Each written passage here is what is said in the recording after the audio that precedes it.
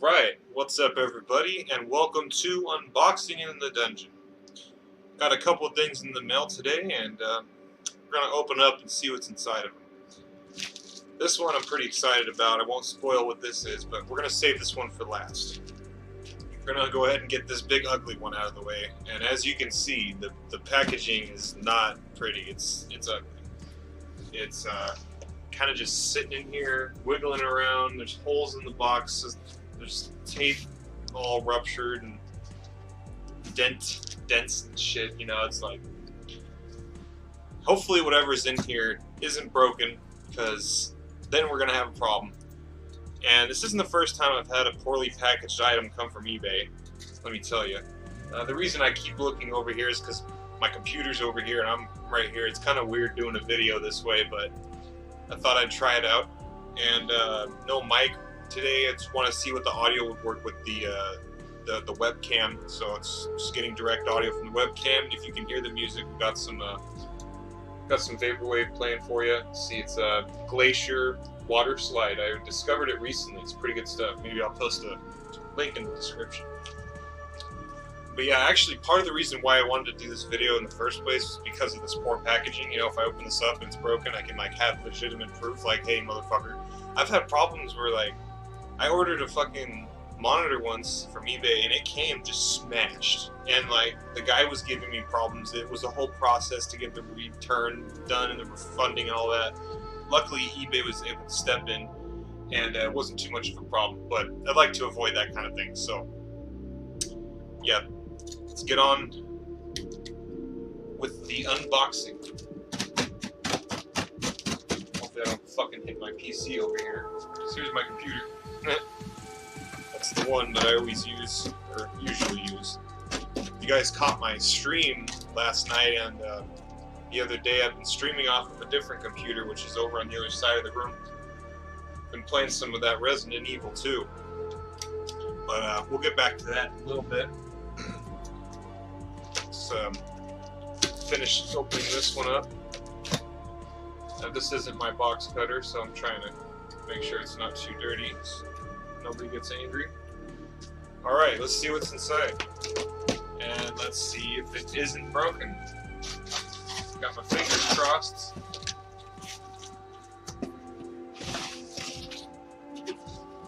I think this is just... yeah, it's empty. Packaging safety. It's actually not a bad box. I might keep that. Okay. Oh, we got some of this crap. There's this. Thanks for your purchase. We look forward to doing business with you again in the future on eBay. So in here we have a Dell 1909 WB 19-inch widescreen, 1440 by 900 resolution. Total is $18 for the monitor, $8.10 shipping, so $26.10 for total. And I just mentioned about how I was streaming on my other PC recently. I had to go about doing that in kind of a weird way. I had to manage the chat on a completely different system because this one only has one monitor. So I decided to order a second little cheapy monitor for it just to manage like OBS and Twitch on the side of the streams and stuff. So I'm gonna keep this receipt handy in case I need to, I don't know, show the seller whatever, some kind of bullshit. So it looks like here's the stand. It's a pretty long stand. Get that out. Fucking long ass bubble wrap shit going on here. Come on. It's a pain in the ass. Okay, well, the stand looks in pretty good condition, honestly. It's not looking bad. You know, I expected it to be dirty and nasty looking like some of the shit I get in. It's kind of inconvenient, though. I gotta, you know, it's not like I bought it brand new. I bought used monitors before, and they're usually still attached. But this might be for the better, you know, safety precautions and shit. That's strange. This is the thing the monitor's gonna attach to. It looks like it's on some kind of spring. That's weird, but yeah. There's the There's the stand. Pretty well conditioned, not bad. Looks like the thing is not that old. Although this is a 60 Hz screen, so I mean, we're not going to be doing anything crazy with it. It's just going to be for computing and chatting, stuff like that. Okay, so here's the screen. It seemed to have bubble wrapped it inside of a box. Maybe the packaging wasn't as bad as I said it was originally, but it didn't look good. It's a good thing he's got a lot of wrap on the inside of this, but it's actually extremely annoying to get to. There we go. Okay, now I could use this table or something. Let's try and get the screen out of this bubble wrap here.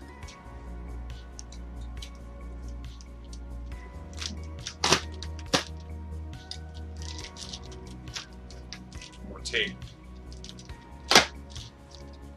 Alright. That should be good. That's a little wider than I expected. It's not looking too bad, actually. Huh. It's a nice looking screen. Very good condition. Nice old school Dell shitty LCD 60 Hz screen. VGA and DVI-D, it looks like. Some kind of USB ports on the back. It's got speakers, digital audio, and a regular AC power cord adapter. Okay, so here's the monitor. Somehow I gotta get this attached to the stand. But you know, it almost looks like I could just plug it in. Or let's see if I can get this on here. Off to the side here. Ah, just clicked right in. I guess it uses the weight of the screen to balance out that spring there. Yeah, I'm gonna hold this, but there's the monitor. It's not looking too bad. Pretty happy with it. You know, it's small enough to place in some small area I can figure out wherever I'm gonna put it. But yeah, here it is. I suppose I could test it out. Just have to grab a power cable and make sure it turns on. Should have one of those laying around here. 1 second, please. Let me find a cable.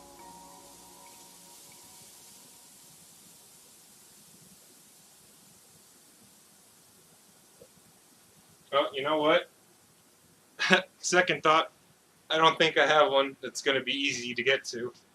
I'm so used to just having tons of cables on hand, but within the last year or so, I kind of went through all my electronic devices and computers and shit, and like hooked up as much stuff as I could. And so basically everything on hand is being used at the moment. I'd probably have to take a power cable out of something in here, but yeah, there's the monitor. It's looking in good condition. Let's hope it works. You know, I'm really concerned about having those little black marks on the screen because the packaging wasn't the best. It wasn't the worst either on the inside. It had a lot of bubble wrap and stuff. So yeah, let's move on to the next one. Pretty excited about this one. Where'd the thing go? Oh, here we go. I'm hiding stuff from myself. It's great. Oh, I don't even need this. It's got a nice little rip and tear thing for us. So let's go ahead and rip on, tearing on into this bitch. Oh yeah. Ooh. Oh goodness.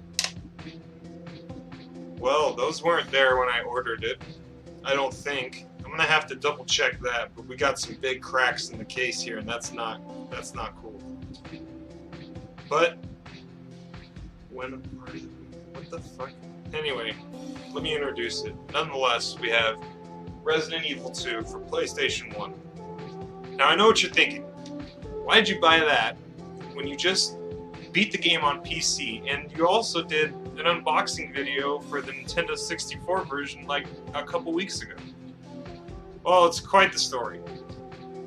The first version I bought and started playing through was the Nintendo 64 version, which is in the other room over there. And I got really far. I played about 8 hours of it until I had to go to bed because I was staying up till about 5 a.m. playing that damn thing, and I was like, alright, time to sleep. You know, I don't care if I don't have work tomorrow, I want to wake up and keep playing. Went to sleep, woke up, turned the console on, save games are gone. I was freaking out. I was like, where's my save games? You know, I turned it off and on and unplugged the memory card, plugged it in, and through some troubleshooting I discovered that the save game saved to the actual cartridge itself. And the way that works is the cartridge runs off of a battery. So if the game isn't plugged into the system, the save files are being kept alive from the battery. And the battery was dead. Died overnight. Great. Lost all my progress, so I had to start over. At that time, I didn't have the PC version. So I went ahead and just jumped on this and bought it because I was thinking, like, I really just want a, sorry, the screen went blank. I want a physical copy that I can play and not have to worry about anything breaking, you know what I mean? So I heard this is the best way to play it, and it's a classic PlayStation game. I really love how it comes like in this big old case, you know, it's got 2 discs. Probably a disc for each storyline. You got Leon's and then Claire's here. And these discs and everything are looking like excellent condition. There's not a scratch anywhere. Some awesome artwork here on the inside. Let's see if you can see that. Fucking glare on the screen. I don't know if you can see this, but it's like a liquor and it's morphed into some other gory looking shit. It's really cool. This is a nice case. I really like it. Probably should have rethought my positioning more when I was doing this part, but you know, we live and we learn. Because the sun's coming at me this way, so can't really show off anything shiny. But here's the other disc, and it's looking perfect condition as well. Yeah, the only complaint I have about this, I mean, I haven't tried it yet, so I don't know if it works, but the packaging was a little poor. You know, they just threw it in this little, very thinly bubble insulated packet envelope thing, and it's just easy to, you know, they throw that shit around. But so what happened is we have this little crack here along the side of the case here, and then in the back we have a pretty beefy crack that was actually, you know, broke apart, and I had to snap it back into place there. But you know, nothing too severe. I think we can leave some decent feedback for this one. Let's go ahead and check out the manual here. This is something I don't have. Action figures by Toy Biz. Wow, look at that. You can get some zombie action figures back in the day. That's pretty cool. They even have Resident Evil comic book series by Wildstorm. Wow, I think they did the Bionicle comics back in the day. That's crazy. Survival Guide, novels by Pocket. That's so cool. This game back then really had its own like universe. I mean, I know it does now, but it's changed so much. You know, this is so classic. It's pretty basic. There's not much artwork in here, but that's cool. You know, it's a complete version of Resident Evil 2, which has now become one of my favorite games of all time. I actually just finished it last night on my last stream. I was playing through it on PC. Beat it for the first time. It was awesome. I loved every minute of it. No game-breaking crap I could complain about. You know, it felt like any other good Resident Evil game should, which is just shitty combat, scary, eerie, you know, situations with horribly uncomfortable movement controls. Gotta love it, just like Silent Hill. But yeah, there's that, and then the monitor. So this is all I have for us today. That's gonna go ahead and conclude our video.